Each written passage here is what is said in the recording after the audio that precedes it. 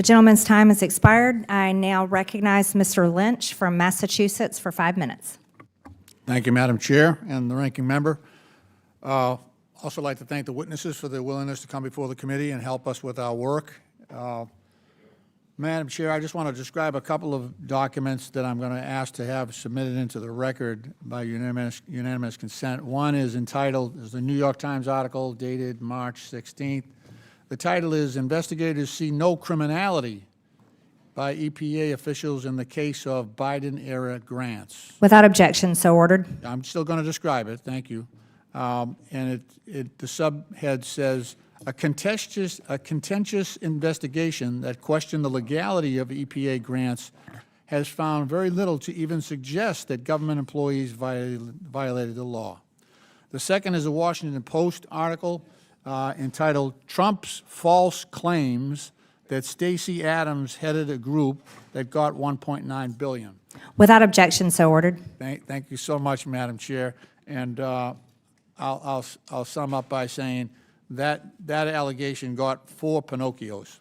All right. So, Ms. Yentl, President Trump, Elon Musk, and Doge have decimated essential services, lifeline programs, and services that millions of Americans rely on for food, for affordable housing, and for health care. Just yesterday, Ranking Member Rosa DeLauro of Connecticut of the House Appropriations Committee reported detailed information indicating that Trump administration is freezing at least $425 billion in federal funding that Congress had already approved for communities in Democratic and Republican districts nationwide for critical services and programs that serve all Americans.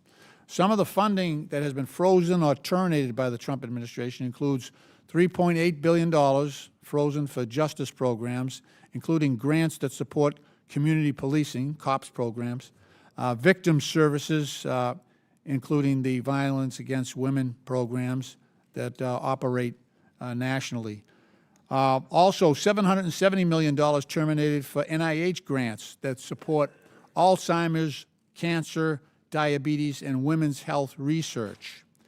He also terminated $1 billion for states to support substance abuse treatment and mental health services. And lastly, this is not lastly, but this is last on my list, $6.1 billion frozen or terminated to support cutting-edge scientific and biomedical research at higher education institutions. One of those programs is run by Professor Joan Bruger. She has a research team at Harvard University. She's working on early detection protocols for ovarian cancer.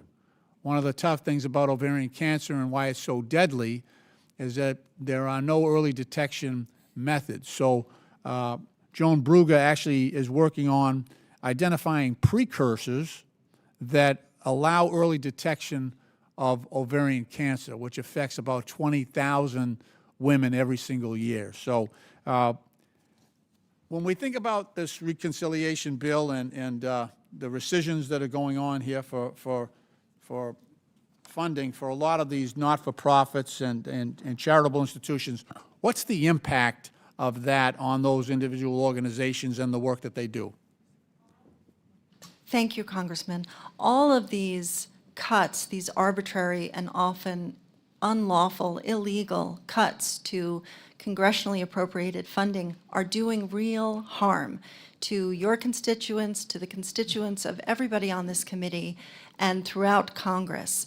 And if I could just for a moment to say, in response to what the previous congressman raised, he's absolutely right that nonprofit organizations enjoy strong bipartisan support, and there are many Republican champions for nonprofits. I know there are Republicans on this committee and throughout Congress that serve on boards of nonprofits, that volunteer their hours for nonprofits. That's exactly right, and this isn't a smokescreen. This is who nonprofits are. And the work that they do is essential. And when funding, this federal funding is cut that nonprofits use to meet local community needs, it harms Americans.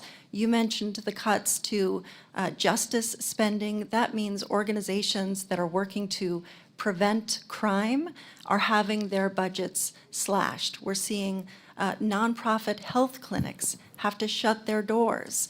We're seeing food banks who are already... The gentleman's time's having to expired. close. I now recognize Mr. Fallon from Texas for 5 minutes. Thank you, Madam Chair. I also want to recognize that we have the chairman of Doge Texas, Giovanni Capriglione,